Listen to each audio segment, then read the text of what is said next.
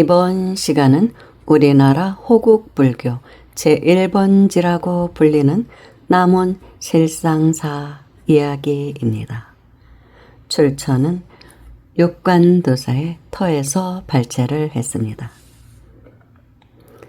우리나라의 비보 사찰 중 가장 중요하게 여기는 곳은 화순의 운주사와 남원의 실상사라고 합니다.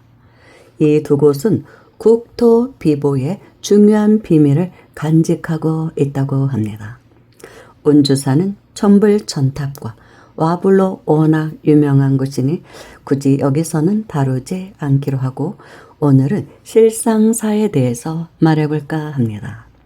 실상사는 백두대간이 힘차게 뻗어내려와 힘을 뭉쳐놓은 지리산의 대표적인 명당 자리에 자리하고 있다고 합니다.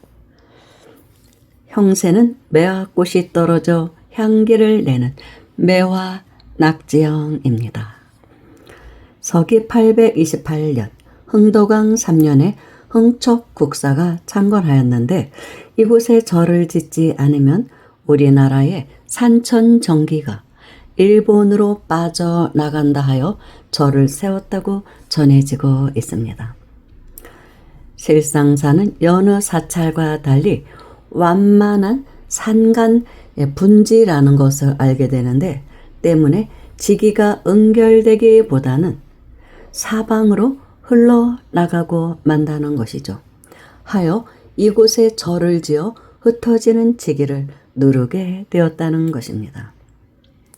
실상사의 중심 법당인 보광전 앞들에 동서로 건립한 두 기의 3층 석탑과 지금은 화재로 인해 주춧돌만 남아있는 장육전 앞에 5층 목탑을 세워 지맥을 눌렀다고 합니다.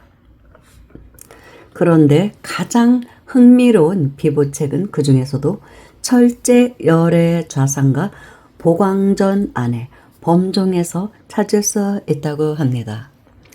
옛부터 전해 오기를 실상사가 흥하면 일본의 기운이 쇠하고 실상사가 쇠하면 일본의 기운이 흥성한다고 했다고 합니다. 이는 대륙의 산 정기가 우리나라로 흘러와 여기에서 힘을 뭉친 다음 일본으로 건너간다고 하는 그런 믿음에서 유래하였다고 합니다. 그렇기 때문에 흘러나가는 이곳의 지기를 차단하여 지령을 단단히 보존하고자 했다는 것이죠. 그래서 실상사는 호국불교 제1번지라 불린다고 합니다.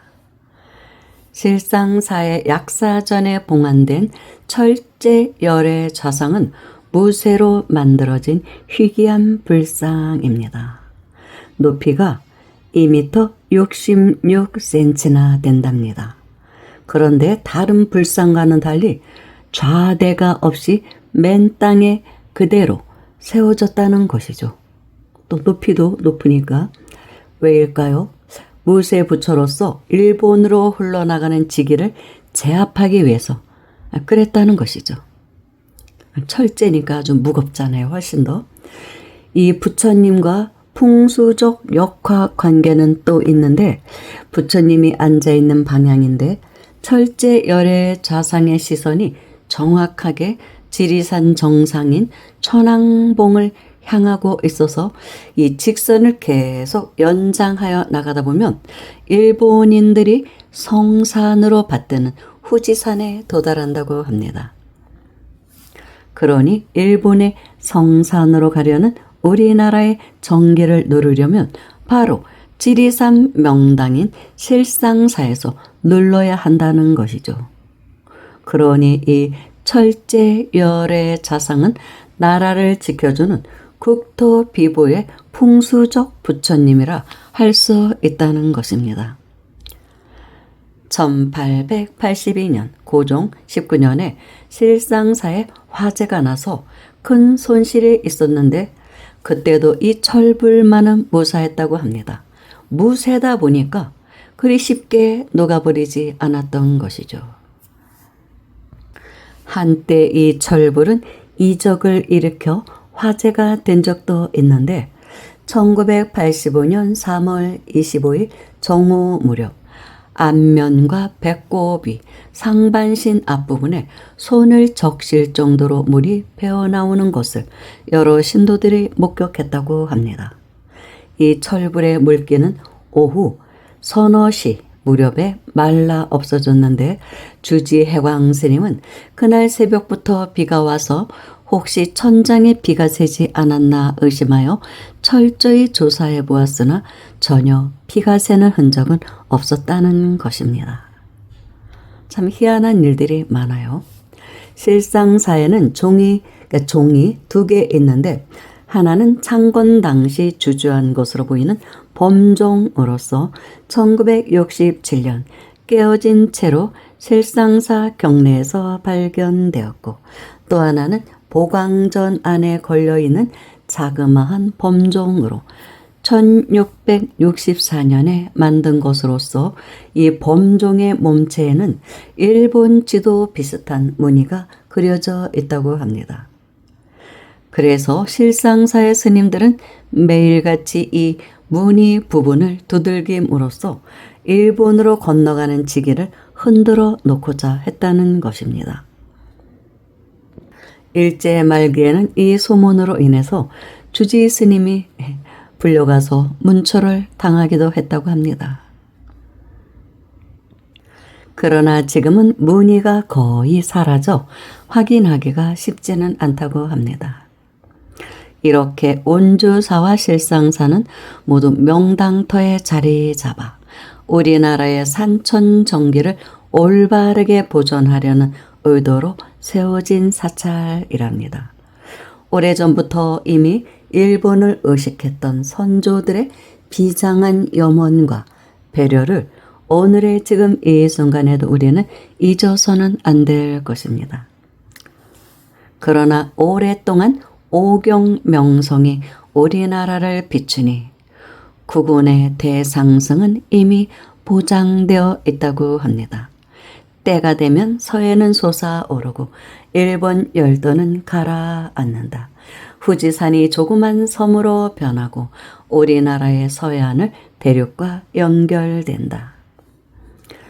허니 미리부터 원대한 계획을 세워 서진 정책을 과감히 펼쳐야 할 것이다.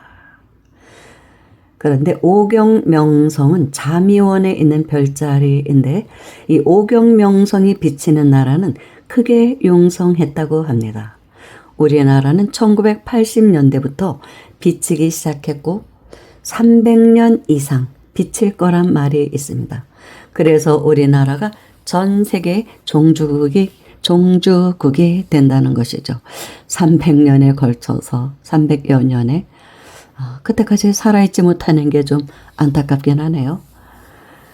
그런데 이 육관도사께서는 지축 정립을 예언하셨습니다. 그 부분은 많은 예언들이 있죠. 탄호스님 예언이라든지 많은 분들의 예언이 있긴 있어요. 지축 정립에 대해서는. 옛날에 한동석 박사인가 그분도 그랬고 근데 모르겠어요. 솔직히 지축 정립에 대해서는 저는 반반입니다.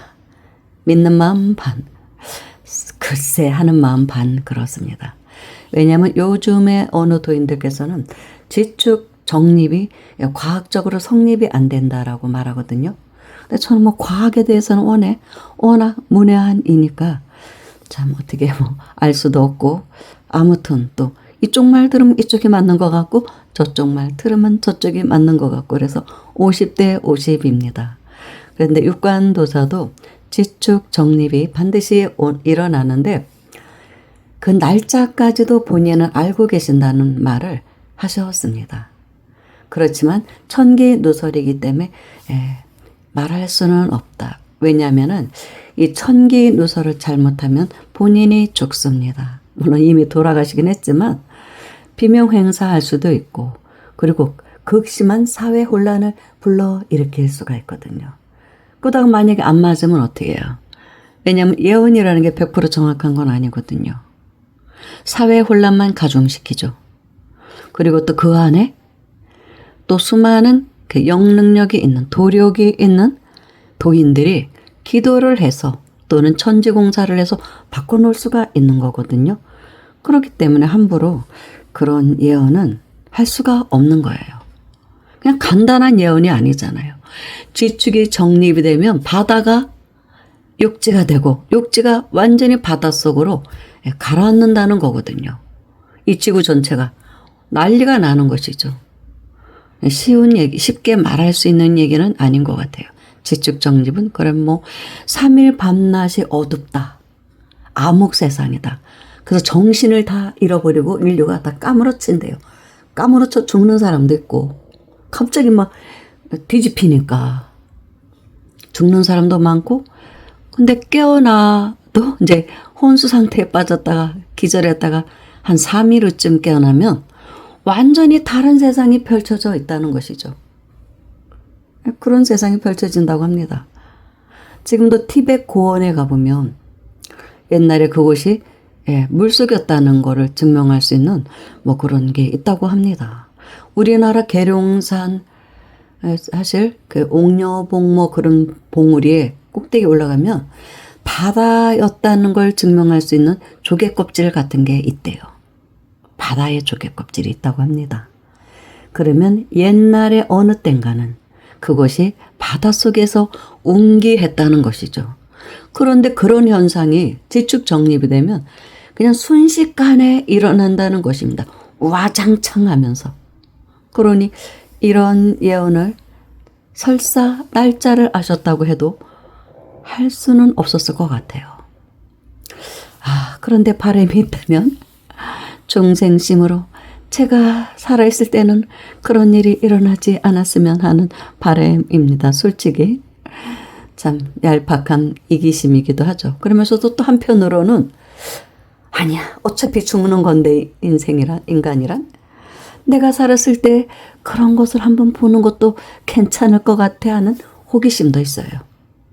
보고 싶은 또 그런 마음도 있습니다. 그런데 그러려면 이 죽음에 대한 공포, 그걸 초월하는 사람이 되어야 돼요. 그러지 않고는 불안하고 무서운 얘기죠.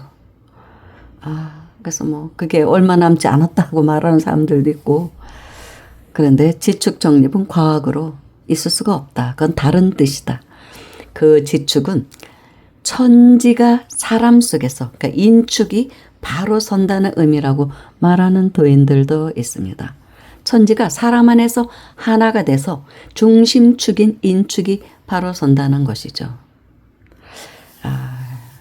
그런 말을 또 하기도 해요. 그래서 잘못 알려진 것이다. 그렇게 말하는 도인들도 있습니다. 그 말을 믿고 싶죠.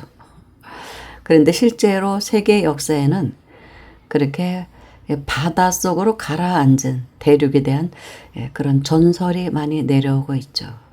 그리고 바닷속에 있는 것들이 웅기하고 그래서 이때가 되면 태평양에 가라앉았던 뭐 뮤 대륙인가 그것이 동해안에 떠오를 거라는 그런 말도 있습니다. 근데 뭐 거기까지 생각하고 삽니까? 그냥 오늘 하루 최선을 다하고 사는 것도 힘든데 그것이 최선이 아닌가 싶습니다. 여기까지 하겠습니다. 감사합니다.